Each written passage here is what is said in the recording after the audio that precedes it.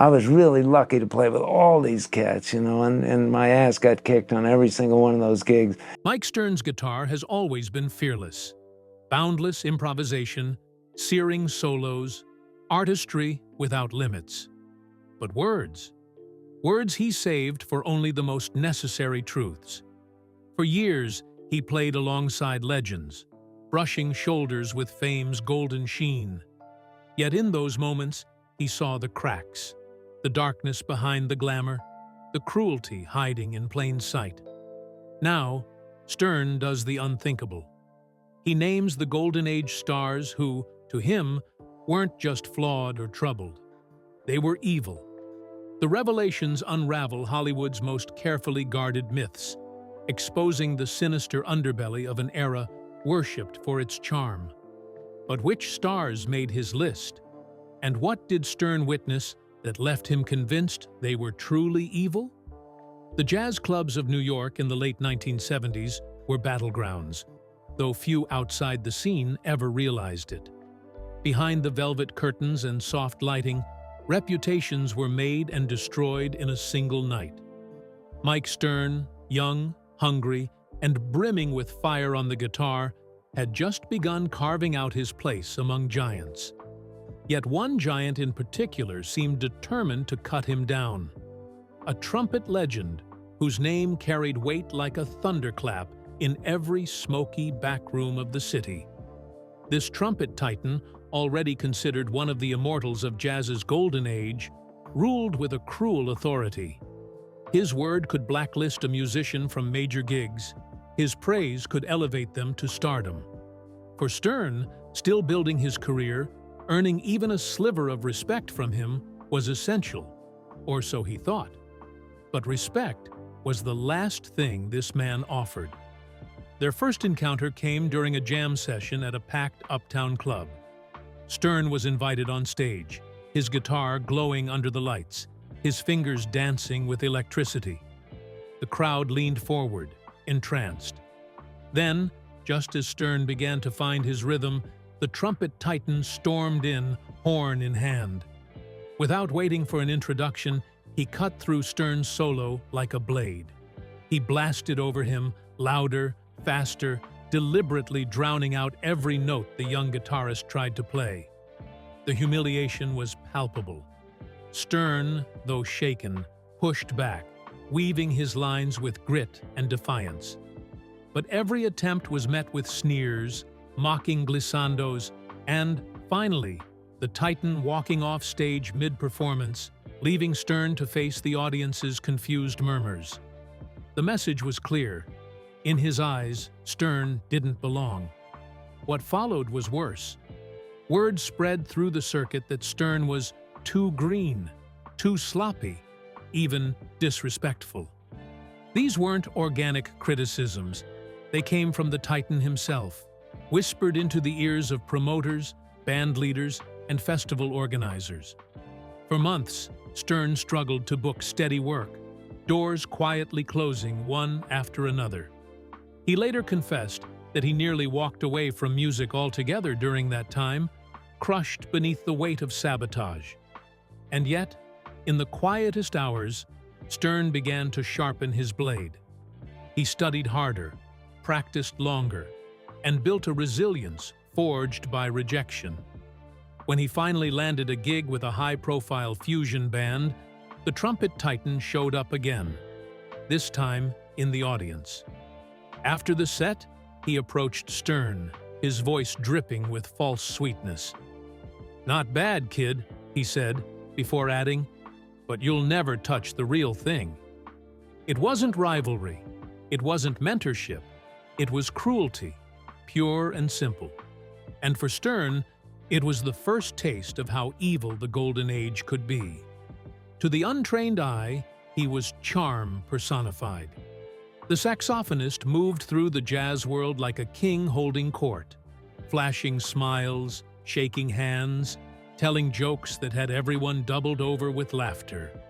He seemed generous, approachable, even brotherly. For audiences and critics alike, he was the embodiment of Golden Age cool, a man whose horn sang with passion, whose presence carried warmth, whose very name seemed untouchable. But Mike Stern, like others who got close, soon discovered that charm is not always a gift. It can also be a weapon. Behind the grin, hidden beneath the veneer of generosity, lurked one of the most ruthless saboteurs of the era. His weapon wasn't just his saxophone, it was whispers, lies, and carefully placed poison. Stern first met him backstage at a festival gig in Europe, a night that should have been a career highlight. The saxophonist had been part of the scene since the 1950s, playing with giants, recording on sessions that shaped history, and amassing a reputation so solid that no rumor could touch him. For Stern, still climbing the ladder, the encounter felt like a blessing. When the elder statesman invited him for drinks after the show, it seemed like fate opening a door. The conversation that night was effortless. The saxophonist leaned in close, speaking as if to a confidant, hinting at collaboration, dropping the possibility of a European tour, and even mentioning that he could connect Stern to a label executive he knew personally. Stern left the table glowing, convinced he had found not just an ally, but a mentor. Then the knives began to fall. Days later, a booking agent called with unexpected news. A series of lucrative shows was canceled. No explanation at first, just regret. But Stern pressed, and finally the truth came out. The saxophonist had told them Stern was unreliable, prone to showing up late, and possibly battling substance issues. None of it was true. Stern's heart sank. Worse, the story didn't stop there. Wherever Stern turned in the months that followed, whispers seemed to surface, whispers that traced back to the same smiling source. Promoters backed away. Collaborations dissolved. Even casual acquaintances looked at him with unease, as though they knew something he didn't. Each rumor was another shadow cast, and each shadow dimmed his light. When Stern finally gathered the courage to confront the man, he expected denial, or at least anger. Instead, the saxophonist laughed, as if the betrayal were a shared joke. "This is the business, kid," he said with a shrug, as though cutting down a rising talent were no different from trading fours in a jam session. "You want the gig? Earn it. Prove you're worth taking food off my table." The words landed like a blow, but it was the casual tone that stung the most. This was no heat-of-the-moment rivalry. It was strategy, honed over decades. The saxophonist's method was as old as jazz itself. Eliminate competition before it became a threat. Stern soon realized he was far from the only victim. Other young players had shared similar stories. Nights of promises over drinks, followed by vanished opportunities, phone calls that never came, and reputations quietly tarnished. Yet, on stage and in the press, the saxophonist was untouchable. His sound still dazzled. His interviews radiated charm. Critics adored him, audiences worshipped him, and festival organizers still begged him to headline.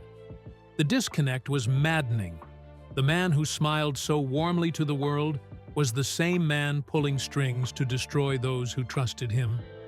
For Stern, the betrayal cut deeper than any open rivalry could have.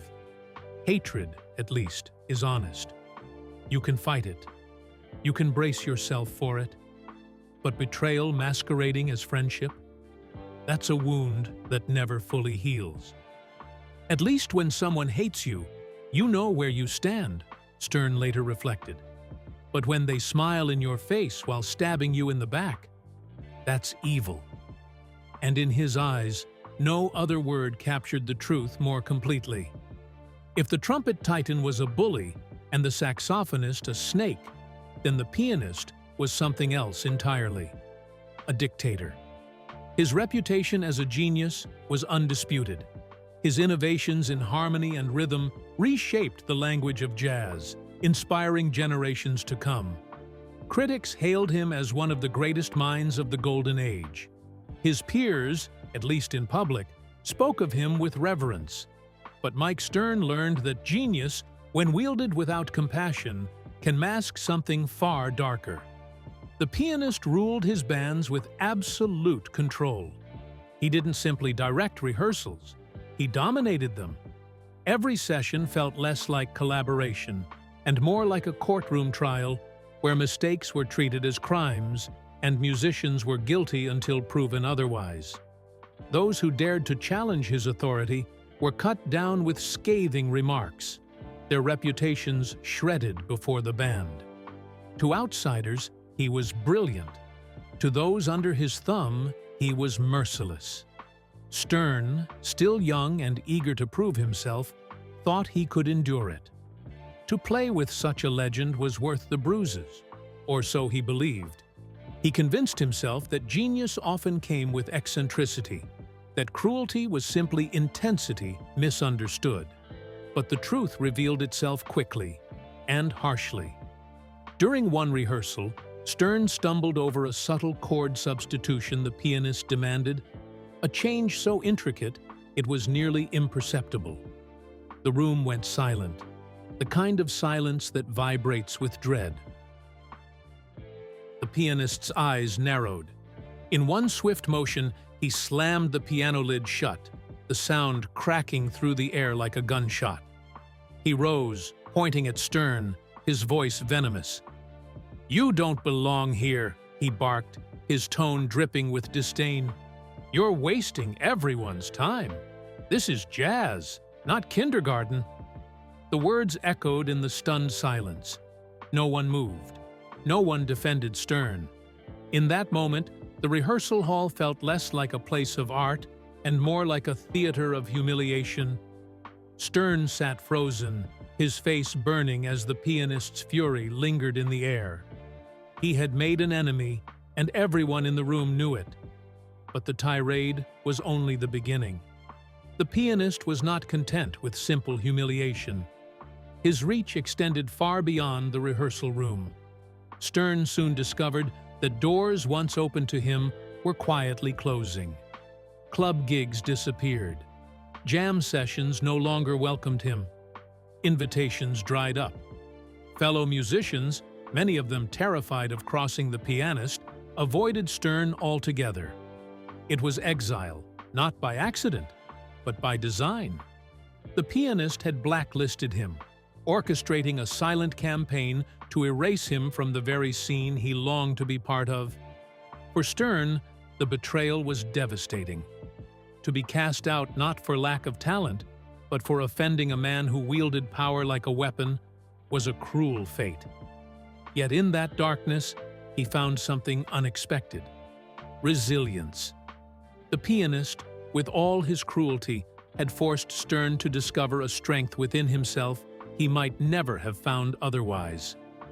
The irony, Stern later reflected, is that I learned more from his hostility than from his lessons. He learned that survival in jazz required more than skill. It demanded endurance, the ability to weather storms of ego, manipulation, and unchecked power. Still, the memory haunted him.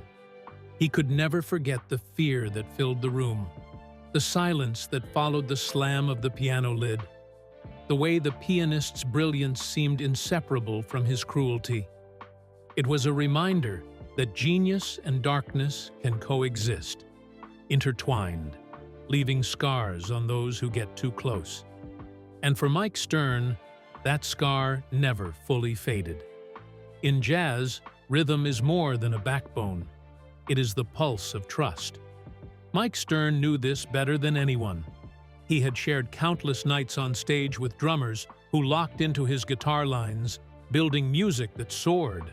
But one drummer, renowned, adored, and untouchable in the Golden Age, would turn what Stern thought was a friendship into a betrayal so sharp it left scars long after the last cymbal crash. This drummer was a storm behind the kit, known for solos that could rattle a room into silence.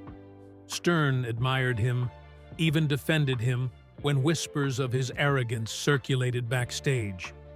They played together, laughed together, and Stern believed he had an ally. That illusion shattered one night in a crowded club. The drummer, frustrated with Stern stealing the spotlight during a blistering solo, turned to the band mid-performance and hissed, "Don't follow him, follow me." The sabotage was instant. Instead of supporting Stern's improvisation, the rhythm section cut him off, following the drummer's every spiteful move. The music collapsed into chaos, and the audience, confused, booed Stern. That humiliation wasn't accidental. It was orchestrated.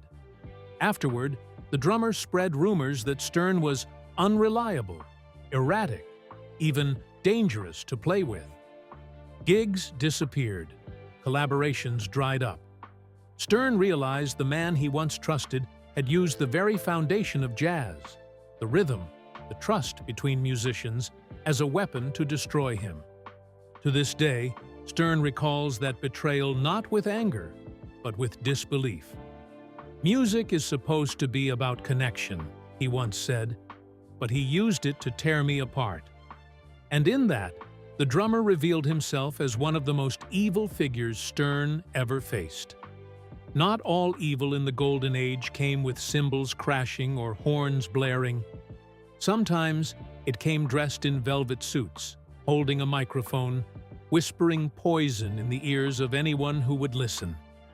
Mike Stern crossed paths with one such crooner, a man whose voice could melt hearts, but whose behind-the-scenes schemes left reputations in ruins.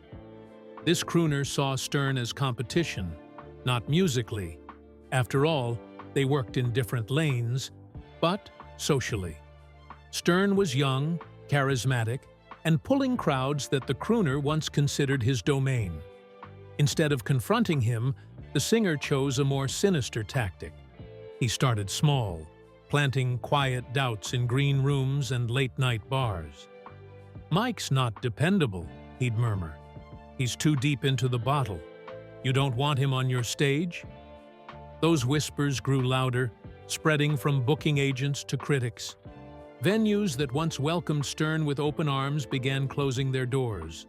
Promoters who had sung his praises suddenly claimed his reputation was too risky. Stern hadn't changed. His playing was as sharp as ever, but the crooner's lies were working. The cruelest twist came when Stern discovered the singer had even fed stories to the press, crafting false scandals about reckless behavior and backstage fights that never happened. Stern became a caricature, a headline, a warning of what not to be. And all the while, the crooner smiled on stage, charming audiences with ballads while gutting a rival behind the curtain. It took years for Stern to claw back his standing, to prove the rumors false. But the damage lingered, a reminder that sometimes the smoothest voice hides the darkest heart. And in Stern's eyes, that crooner was nothing less than evil incarnate. Jazz band leaders are often revered as visionaries, architects of sound who guide musicians toward greatness. But Stern knew one who fit the opposite description: a tyrant in a tailored suit, who treated his musicians like disposable parts in a machine. To him, the music wasn't about expression or collaboration. It was about control, power, and profit. This bandleader was a legend in name, his records topping charts, his tours selling out. Stern, hungry for experience, joined his band in what seemed like a golden opportunity. At first, it was exhilarating. The packed houses, the roaring applause, the thrill of playing alongside giants. But behind the glamour, Stern saw the rot. The bandleader paid his musicians next to nothing, pocketing the lion's share of the profits while insisting he was giving them exposure. Contracts were riddled with traps, clauses that stripped musicians of rights to their own work, forcing them into a cycle of dependency. And if anyone dared to question him, they were blacklisted, smeared as ungrateful, and quietly erased from opportunities. Stern endured it longer than most, hoping the music could outweigh the misery. But the breaking point came when he watched a fellow musician, struggling to support a family, beg the band leader for a fair wage. The leader laughed in his face. "If you don't like it," he sneered, "there's 100 others waiting for your spot." That cruelty stuck with Stern. It wasn't just greed, it was exploitation disguised as leadership. The band leader thrived on fear, keeping his musicians hungry and desperate, ensuring they'd never challenge him. To Stern, that wasn't just business, it was evil. And though the band leader's name still gleams in the history books, Stern carries a different memory. Not of a genius, but of a man who drained the life out of those around him, leaving scars that never healed. In every generation, there are musicians so skilled they seem untouchable, virtuosos who dominate the scene with raw talent. But Mike Stern learned that brilliance does not always equal integrity. One such virtuoso, a guitarist known for his blistering speed and technical perfection, saw Stern not as a colleague, but as a threat. At first, their relationship was cordial. They played festivals together, trading licks and improvising in the spirit of competition. Audiences loved it, the clash of two giants on stage. But behind that surface excitement, jealousy was brewing. Stern had something the virtuoso didn't: soul. His playing wasn't just fast, it was emotional, raw, and deeply human. Crowds gravitated toward him even when the virtuoso unleashed his most dazzling tricks. The resentment festered. Soon, the virtuoso began whispering to promoters and record executives, "Mike's unreliable. His addictions make him a liability. He'll ruin your show." He dug up fragments of Stern's past struggles, weaponizing them as proof that Stern wasn't worth the risk. The campaign worked. Stern lost major gigs, tours that would have propelled him to the next level. But the virtuoso wasn't done. In one infamous incident, he confronted Stern directly after a performance, sneering that Stern was a fraud who hides behind emotion because he can't compete technically. The insult cut deep, not because Stern believed it, but because it revealed the depth of his rival's bitterness. Years later, Stern reflected on the feud with a mix of anger and pity. "He had everything," Stern said, "but it wasn't enough. He wanted to bury me just to prove he was better." In Stern's eyes, trying to erase another man's career wasn't competition. It was evil.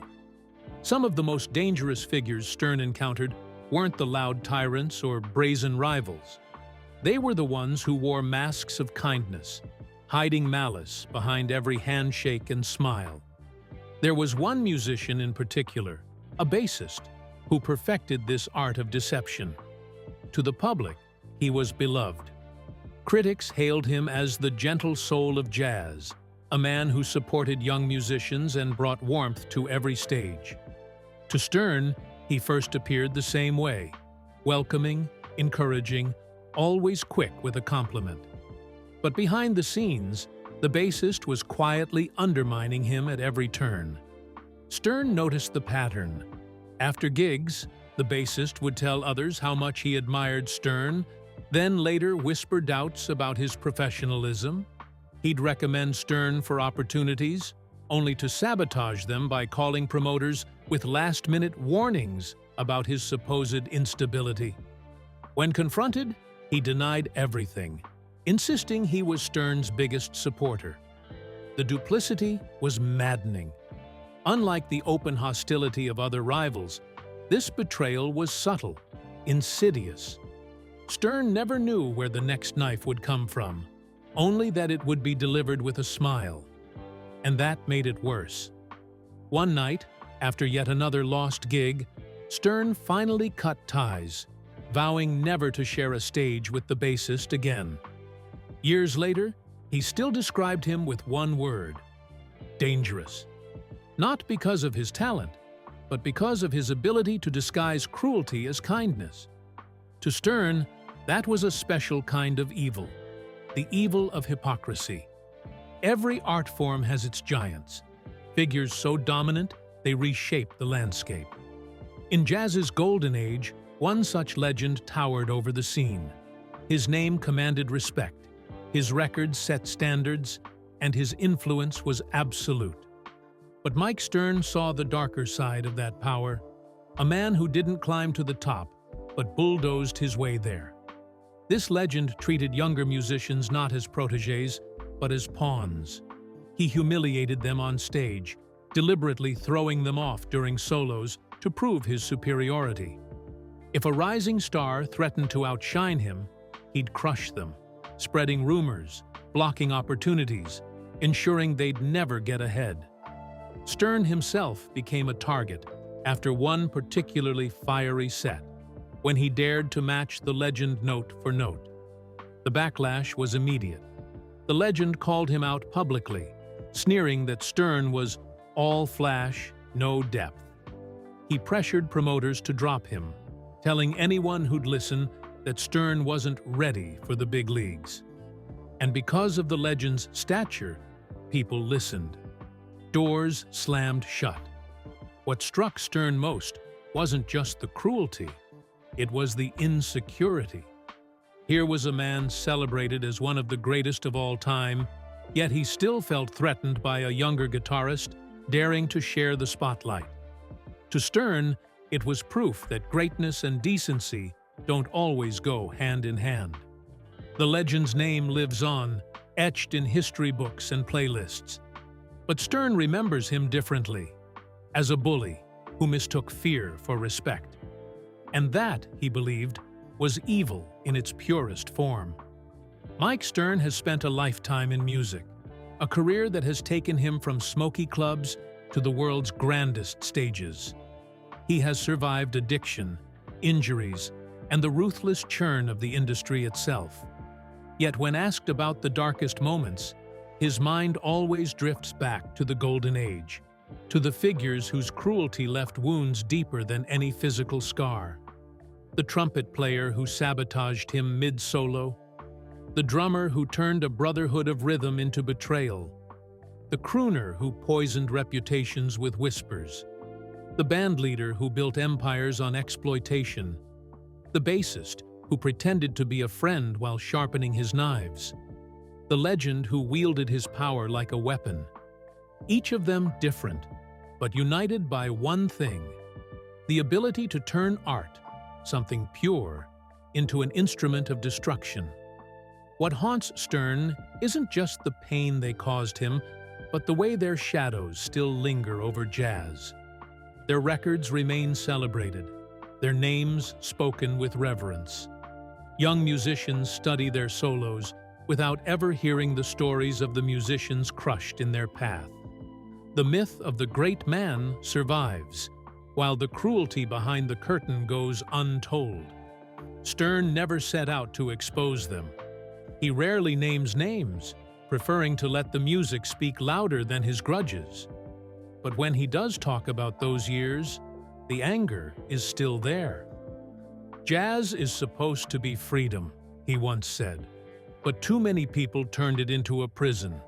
They didn't want to share the stage, they wanted to own it. And that is the lasting evil of the Golden Age. Not the rivalries or the petty jealousies, but the way power was weaponized, suffocating those who dared to stand in its way. Stern survived it, but countless others didn't. Their voices were silenced, their careers erased, their dreams buried beneath the weight of legends. At 70, Stern still plays with fire in his hands, still pours his soul into every note. But he also carries those ghosts with him, the memories of musicians who mistook dominance for artistry, cruelty for strength. And in that, the story of the Golden Age becomes a cautionary tale. Because behind the glamour and the genius, behind the records that still spin on turntables today, lies a truth Stern will never forget. Some of the brightest stars of jazz carried the darkest hearts, and the evil they spread still echoes, long after the last note fades. If time has polished the golden age into legend, what happens when someone dares to scratch the surface? Mike Stern's words remind us that even glamour casts shadows, and that evil can hide in the brightest spotlight. Now, the choice is ours. Do we keep believing the myth, or confront the truth he's revealed?